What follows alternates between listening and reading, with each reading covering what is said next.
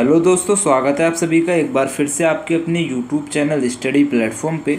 आज के वीडियो में बात करेंगे सोशियोलॉजी BA6 सेमेस्टर पेपर आपका 2 रहेगा। ठीक है, BA6 सेमेस्टर में आपको 2 पेपर पढ़ने रहते हैं, पेपर फर्स्ट और पेपर सेकंड। पेपर सेकंड का ये वीडियो रहेगा, फर्स्ट पेपर का सॉल्यूशन मैंने करा दिया है।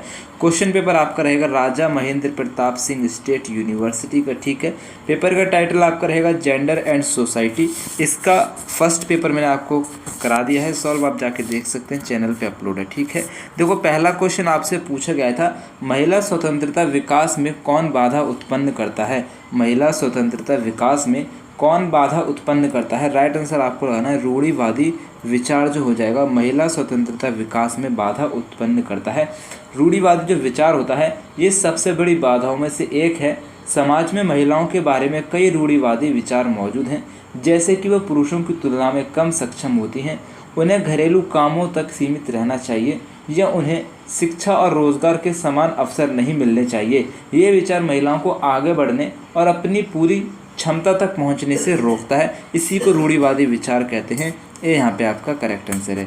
नेक्स्ट क्वेश्चन आपसे पूछा गया है, महिलाओं के विरुद्ध शोषण एवं उत्पीड़न से क्या कारण है। राइट आंसर आपको लगाना आर्थिक निर्भरता, अशिक्षा और पुरुष प्रधानता। ठीक है, पुरुषों को ज़्यादा महत्व देना, लड़कियों को ज़्यादा नहीं पढ़ाना, आर्थिक निर्भरता जो रहेगा। ठीक है, यानी कि आर्थिक निर्भरता का यहाँ पे मतलब है कि जो लड़कियाँ रहती हैं पुरुष पर निर्भर रहती हैं। ठीक है, अपने पति पर निर्भर रहती हैं पैसों के लिए कि भाई वो हमें पैसा देगा तो हम क्या करेंगे, कुछ लेके आएंगे। इस तरह से आर्थिक निर्भरता, वो निर्भर रहती है किसके ऊपर, अपने पति के ऊपर, अपने माँ बाप के ऊपर। ठीक है, इस तरह से महिलाओं के विरुद्ध शोषण एवं उत्पीड़न के क्या कारण हो जाएंगे, तो ये सभी जो हो जाएंगे कारण हैं उपरोक्त सभी। डी यहाँ पे करेक्ट आंसर है। नेक्स्ट क्वेश्चन आपसे पूछा गया है, जिन स्त्रियों में डैश अधिक होती है उनके विरुद्ध घरेलू हिंसा की संभावना उतनी ही अधिक होती है। तो जिन स्त्रियों में विरोधी प्रवृत्ति अधिक होती है उनके विरुद्ध घरेलू हिंसा की भावना उतनी ही अधिक होती है। डी यहाँ पे करेक्ट आंसर है। नेक्स्ट क्वेश्चन आपसे पूछा गया है, पितृसत्तात्मक परिवार में किसकी प्रधानता रहती है। राइट आंसर आपको लगाना पुरुष की रहती है। ठीक है, पितृसत्तात्मक परिवार में पुरुष की प्रधानता रहती है। बी जो है यहाँ पे आपका करेक्ट आंसर है। नेक्स्ट क्वेश्चन आपसे पूछा गया है, भारतीय इतिहास के किस काल को स्त्रियों के लिए काला युग कहा जाता है। भारतीय इतिहास के किस काल को स्त्रियों के लिए काला युग कहा जाता है। राइट आंसर आपको लगाना है उत्तर वैदिक काल को काला युग कहा जाता है। बी यहाँ पे करेक्ट आंसर है। नेक्स्ट क्वेश्चन आपसे पूछा गया है, निम्न में से कौन सा सामाजिक विभेदीकरण का उदाहरण है, ना कि सामाजिक स्त्रीकरण का। राइट आंसर आपको लगाना लिंग जो हो जाएगा सामाजिक विभेदीकरण का उदाहरण हो जाएगा। ठीक है, ये यहाँ पे करेक्ट आंसर है। नेक्स्ट क्वेश्चन आपसे पूछा गया है, भारत में राष्ट्रीय महिला आयोग की स्थापना की गई। भारत में राष्ट्रीय महिला आयोग की स्थापना की गई थी 1992 में। सी यहाँ पे करेक्ट आंसर हो जाएगा।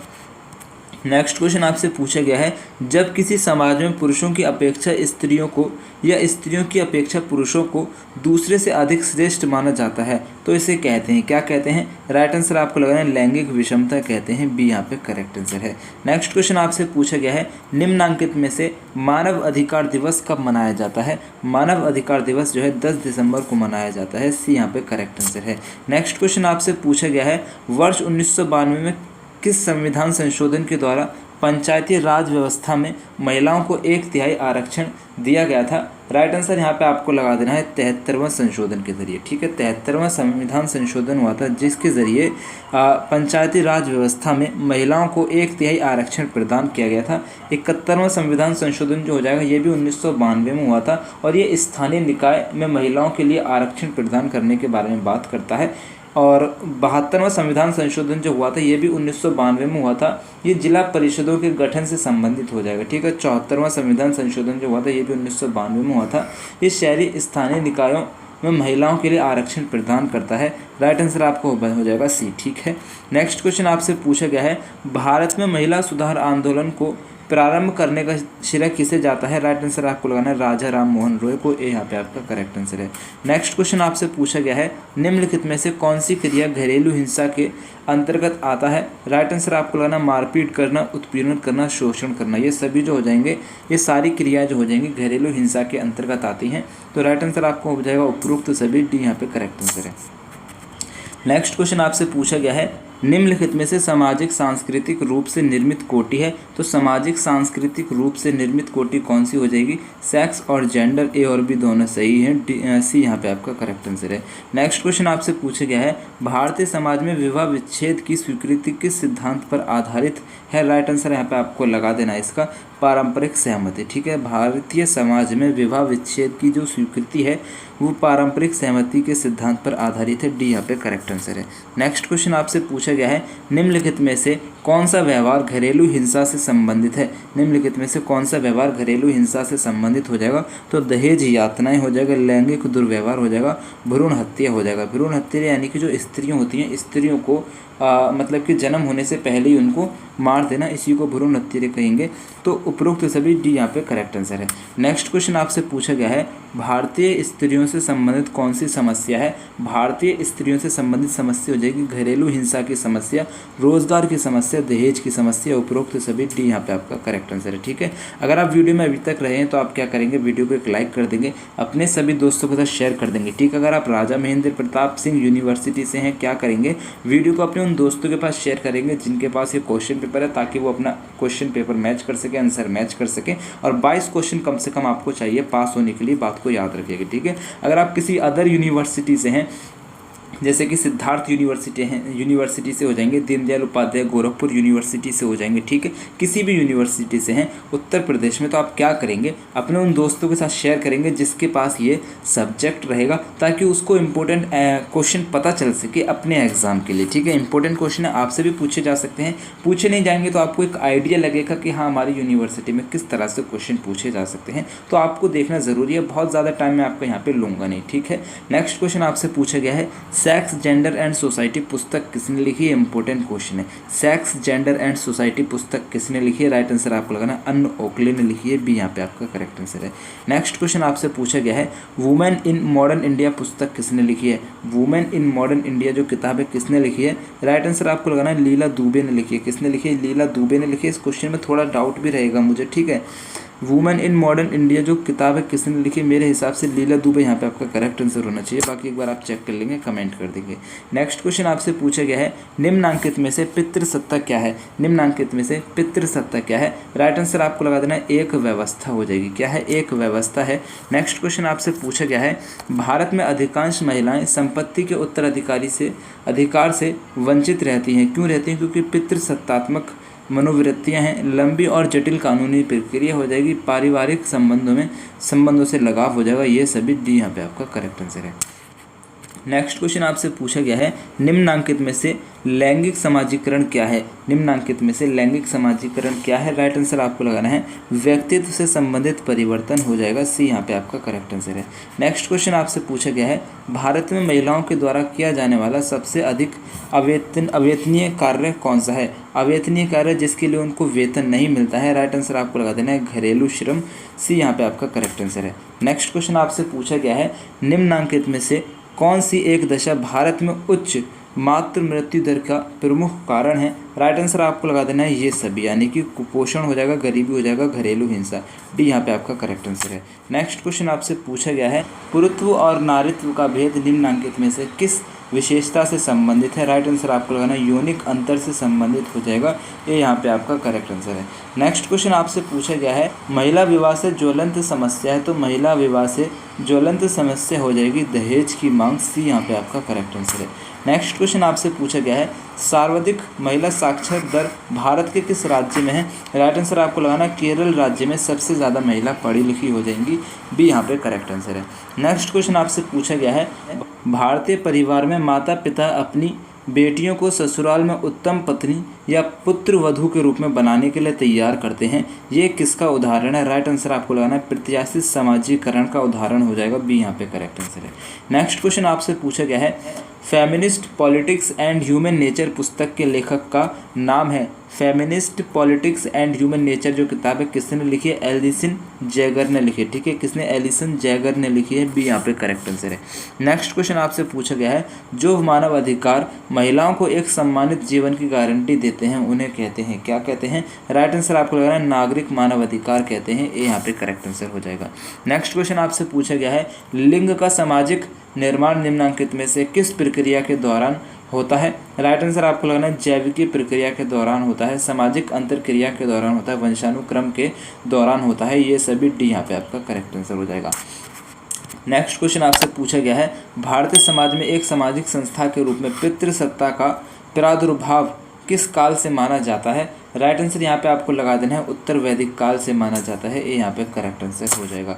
नेक्स्ट क्वेश्चन आपसे पूछा गया है महिला कुपोषण के लिए उत्तरदायी है, तो महिला कुपोषण के लिए उत्तरदायी हो जाएगा असंतुलन आहार, गरीबी, अशिक्षा, यानी कि सभी जो है महिला कुपोषण के उत्तरदायी कारक हो जाएंगे। डी यहाँ पे करेक्ट आंसर है। नेक्स्ट क्वेश्चन आपसे पूछा गया है भारतीय समाज के संदर्भ में कौन सी एक दशा घरेलू हिंसा का कारण है। राइट आंसर यहाँ पे आपको लगा देना है इसका 33 का राइट आंसर हो जाएगा पितृसत्तात्मक व्यवस्था हो जाएगी। ठीक है, ये यहाँ पे आपका करेक्ट आंसर है। नेक्स्ट क्वेश्चन आपसे पूछा गया है हमारे देश में महिला उद्यमिता के बाधक तत्व हैं। हमारे देश में महिला उद्यमिता के बाधक तत्व हो जाएंगे वित्तीय कमजोरी, परंपरावादिता, पुरुष प्रधानता। ये सभी जो हो जाएंगे हमारे देश में महिला उद्यमिता के बाधक तत्व हो जाएंगे। डी यहाँ पे करेक्ट आंसर है। नेक्स्ट क्वेश्चन आपसे पूछा गया है घरेलू हिंसा महिला सुरक्षा कानून किस वर्ष पारित हुआ। घरेलू हिंसा महिला सुरक्षा कानून किस वर्ष पारित हुआ। 2005 में। सी यहाँ पे करेक्ट आंसर है। नेक्स्ट क्वेश्चन आपसे पूछा गया है महिला स्वयं सिद्धि योजना संबंधित है। महिला स्वयं सिद्धि योजना जो हो जाएगा महिलाओं का सामाजिक आर्थिक सशक्तिकरण करना से संबंधित हो जाएगा। डी यहाँ पे करेक्ट आंसर हो जाएगा। नेक्स्ट क्वेश्चन आपसे पूछा गया है स्त्रियों को मालिकाना हक कौन सा अधिनियम प्रदान करता है। राइट आंसर आपको लगा देना है हिंदू अधिकार अधिनियम 1956। सी यहाँ पे करेक्ट आंसर है। नेक्स्ट क्वेश्चन आपसे पूछा है ऐसे सभी अधिकार जिनकी सहायता से सभी स्त्री पुरुष बिना किसी विभेद के समाज में एक सम्मानित जीवन व्यतीत करने के अवसर प्राप्त करते हैं उन्हें क्या कहते हैं। राइट आंसर आपको लगाना मानव अधिकार कहते हैं।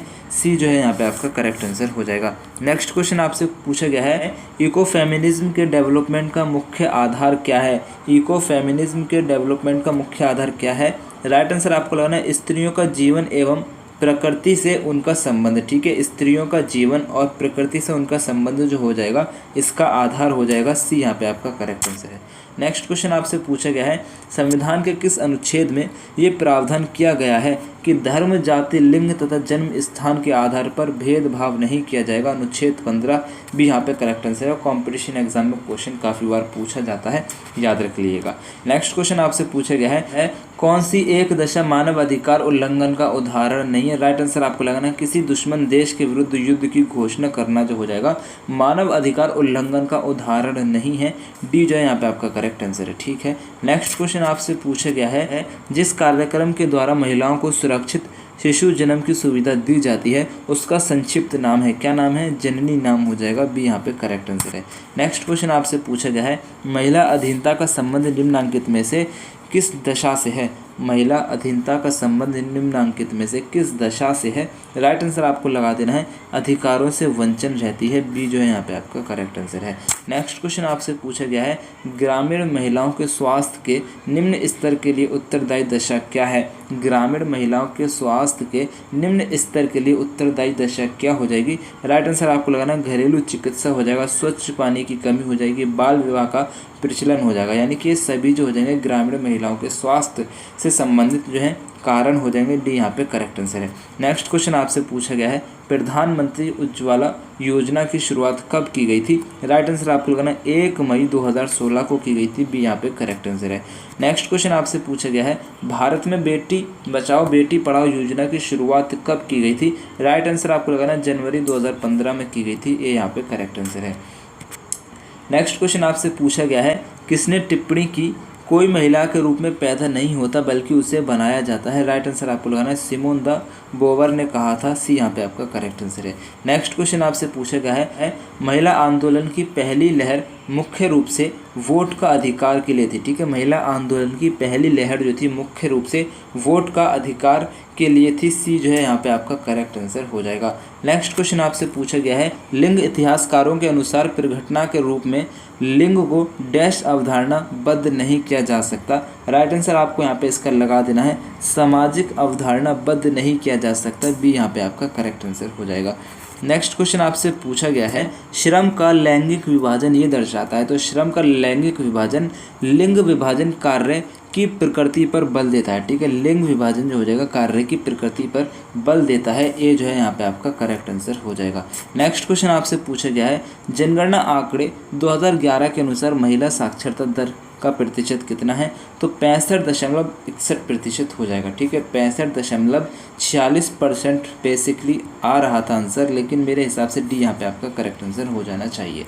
नेक्स्ट क्वेश्चन आपसे पूछा गया है निम्नलिखित में से किसके साथ महिला सशक्तिकरण की अवधारणा संबंधित है। राइट आंसर यहाँ पे आपको लगा देना है राजनीतिक सशक्तिकरण, आर्थिक सशक्तिकरण, सामाजिक सशक्तिकरण, यानी कि ये सभी जो हो जाएंगे महिला सशक्तिकरण की अवधारणा से संबंधित है। डी यहाँ पे करेक्ट आंसर है। नेक्स्ट क्वेश्चन आपसे पूछा गया है अंतर्राष्ट्रीय महिला दिवस कब मनाया जाता है। अंतर्राष्ट्रीय महिला दिवस जो मनाया जाता है 8 मार्च को मनाया जाता है, ये यहाँ पे करेक्ट आंसर है। नेक्स्ट क्वेश्चन आपसे पूछा गया है नारी शक्ति वंदन अधिनियम किससे संबंधित है। नारी शक्ति वंदन किससे संबंधित है, राइट आंसर आपको लगाना है आरक्षण से संबंधित है। डी यहाँ पे आपका करेक्ट आंसर है। नेक्स्ट क्वेश्चन आपसे पूछा गया है महिलाओं को वोट देने का अधिकार सर्वप्रथम किस देश ने दिया है। न्यूजीलैंड ने दिया है, उसके बाद अमेरिका ने दिया है। सी यहाँ पे करेक्ट आंसर है। नेक्स्ट क्वेश्चन आपसे पूछा गया है राष्ट्रीय महिला आयोग की स्थापना कब की गई। राइट आंसर आपको लगाना 1952 में की गई थी। ठीक है, 31 दिसंबर 1992 में की गई थी, याद रखिएगा, इंपॉर्टेंट क्वेश्चन है, पूछा जा सकता है। नेक्स्ट क्वेश्चन आपसे पूछा गया है भारतीय दंड संहिता की कौन सी धारा के अनुसार बलात्कार एक दंडनीय अपराध है। राइट आंसर आपको लगाना आईपीसी की धारा 376 के अनुसार जो बलात्कार हो जाएगा एक दंडनीय अपराध है। सी यहाँ पे करेक्ट आंसर है।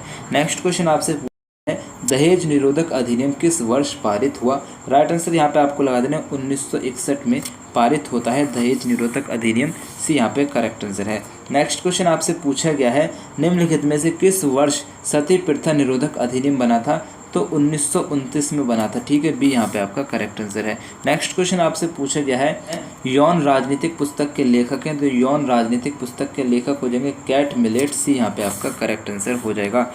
नेक्स्ट क्वेश्चन आपसे पूछा गया है द सेकंड सेक्स पुस्तक के लेखक कौन है। द सेकंड सेक्स पुस्तक जो लिखी है सिमोन द बोअर ने लिखी है, ये यहाँ पे आपका करेक्ट आंसर हो जाएगा। नेक्स्ट क्वेश्चन आपसे पूछा गया है आर्य महिला समाज की स्थापना पंडिता रामाबाई ने 1882 में सशक्तिकरण के उद्देश्य से की थी। प्रत्येक महिला को सम्मानजनक जीवन जीने के लिए शिक्षित करना। ठीक है, 1882 यहाँ पे आपका करेक्ट आंसर हो जाएगा। ठीक है, आर्य समाज की स्थापना कब की गई थी, 1882 में। किसने की थी, पंडिता रामाबाई ने की थी। इंपॉर्टेंट क्वेश्चन है, याद रख लीजिएगा दोनों को। ठीक है, नेक्स्ट क्वेश्चन आपसे पूछा गया है प्रायः ये माना जाता है कि बालिकाएं शारीरिक क्षमता में कमज़ोर होती हैं, लैंगिक रूढ़िवादिता के अनुसार माना जाता है। ये यहाँ पे आपका करेक्ट आंसर है। नेक्स्ट क्वेश्चन आपसे पूछा गया है लैंगिक संवेदनशीलता का विपरीत है, तो लैंगिक संवेदनशीलता का विपरीत क्या है, इसका आंसर आप मुझे कमेंट में करेंगे। ठीक है, 64 का राइट आंसर क्या है, कमेंट में करेंगे। मैं आपके कमेंट का वेट करूँगा, कमेंट ज़रूर कीजिएगा। ठीक है, नेक्स्ट क्वेश्चन आपसे पूछा गया है निम्नलिखित में से कौन सा प्रजनन अधिकार का प्रमुख घटक नहीं है। निम्नलिखित में से कौन सा प्रजनन अधिकार का प्रमुख घटक नहीं है। राइट आंसर आपको लगाना है जबरन नसबंदी। सी यहाँ पे आपका करेक्ट आंसर हो जाएगा। नेक्स्ट क्वेश्चन आपसे पूछा गया है निम्नलिखित में से किस विचारधारा ने महिलाओं को सर्वहारा वर्ग में प्रतिस्थापित किया है। इसका आंसर भी आप क्या करेंगे, हम कमेंट में करेंगे। ठीक है, 64 और 66 का आंसर आप क्या करेंगे, कमेंट्स में करेंगे। मैं आपके कमेंट का वेट करूंगा, कमेंट जरूर कीजिएगा। ठीक है, नेक्स्ट क्वेश्चन आपसे पूछा गया है निम्नलिखित में से नारीवाद क्या है, तो नारीवाद क्या हो जाएगा, राइट आंसर आपको लगाना है एक नारीवाद दृष्टिकोण हो जाएगा, महिला सशक्तिकरण के लिए आंदोलन हो जाएगा, लैंगिक समानता का विचारधारा हो जाएगा। ठीक है, लैंगिक समानता पर विचारधारा हो जाएगा। उपरोक्त सभी डी यहाँ पे करेक्ट आंसर है। नेक्स्ट क्वेश्चन आपसे पूछा गया है निम्नलिखित में से कौन सा लेखक उदारवादी परिप्रेक्ष्य का प्रमुख समर्थक है। राइट आंसर आपको लगाना है जॉन स्टुअर्ट मिल।